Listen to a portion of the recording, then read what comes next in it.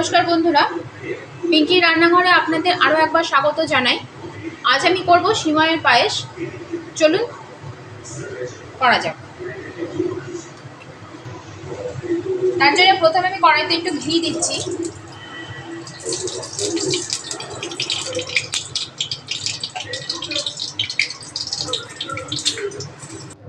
ভাজা সিমাইয়ের প্যাকেটটাই কিনে এনেছি, তাও একবার দিয়ে আর একটু নাড়াচাড়া করে নিচ্ছি।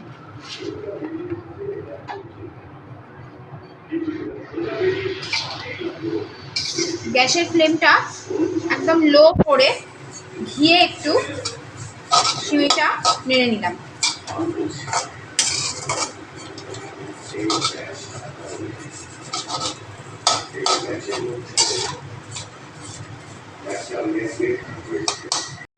এদিকে আমি দুধটা জালে বসিয়েছি, আর আমার কাছে পাটালি গুড় ছিল এক টুকরো, সেটা আমি দুধে দিয়েই একবারে জাল করছি এবং সেখান থেকে জাল হওয়া দুধ আমি একটু তুলে রাখছি।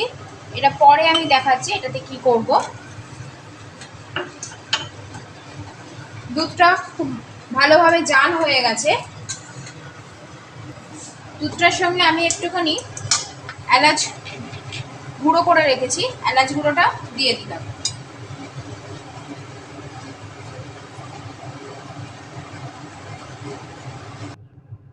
এবার এলাচ গুঁড়োটা দিয়ে খুব ভালোভাবে নাড়াচাড়া করে নিলাম।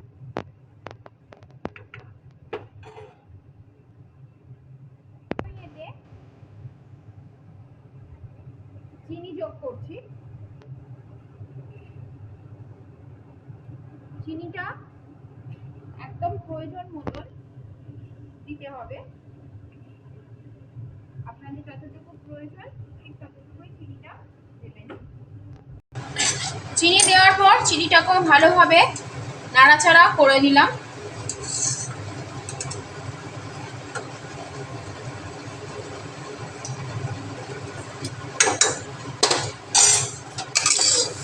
ভেজে রাখা সিউই এর সঙ্গে দিয়ে দিচ্ছি।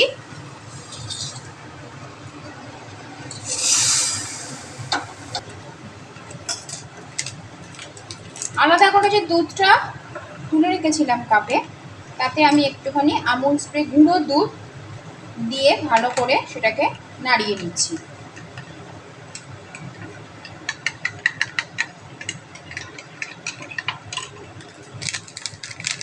আর এক প্যাকেট লাগবে।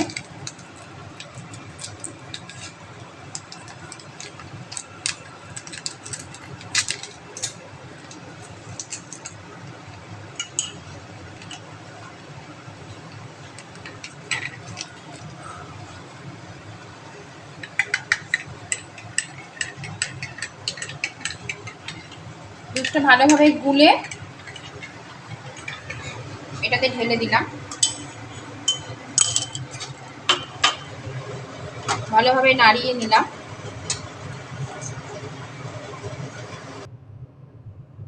এটার জন্য পায়েসটা খেতে বেশ অনেকটাই ভালো হয়, আর পায়েসটা বেশ গাঢ়ও হয়। একটু ফুটতে দেব। মোটামুটি সিউইয়ের পায়েস তো রেডি। ফ্লেমটা মাঝারি রেখে একটু ফুটতে দিলাম।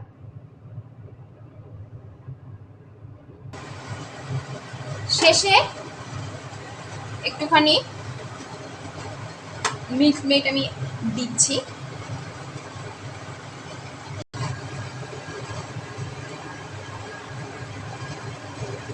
এটা সম্পূর্ণ অপশনাল, দিলেও হয় না দিলেও হয়, দিলে পরে খেতে আরো ভালো হয়। এই আর কি।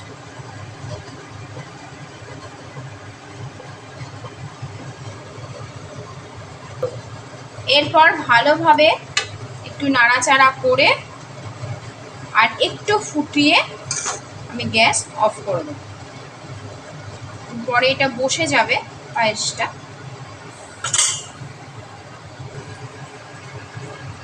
পায়েস রেডি। ওপর থেকে একটুখানি কিশমিশ ছড়িয়ে দিলাম। ওপর থেকে আমি কিশমিশ ছড়িয়ে দিলাম। আমার কাছে কাজুটা এখন নেই তাই, নাহলে আপনারা ওপর থেকে কাজু আমন্ড পেস্তাও ছড়িয়ে দিতে পারেন, তার স্বাদও আলো আলাদা হবে। তাহলে আজকে আমার পায়েস রেডি। আজ ভিডিও আমি এখানেই শেষ করলাম। ভালো লাগলে অবশ্যই একটা লাইক করে দেবেন। নমস্কার।